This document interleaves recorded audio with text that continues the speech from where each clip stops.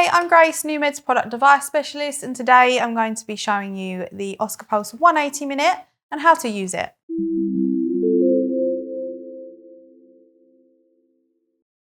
The OSKA Pulse is a home use device. It has a maximum intensity of 9 Gauss and a frequency range of 1 to 150 Hz. Included in your box, you'll find your OSKA Pulse device, 2 compression straps, a user manual, your mains cable and your adapters. The OSKA Pulse 180 can be applied locally to any area of the body using either one of your compression straps. The device is powered by an internal rechargeable battery.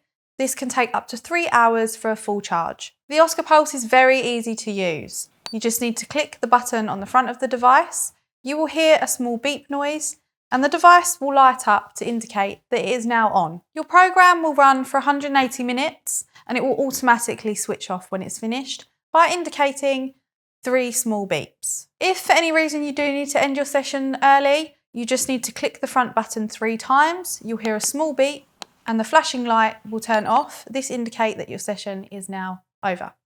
If you have any questions about the products we've discussed today, please do not hesitate to contact us.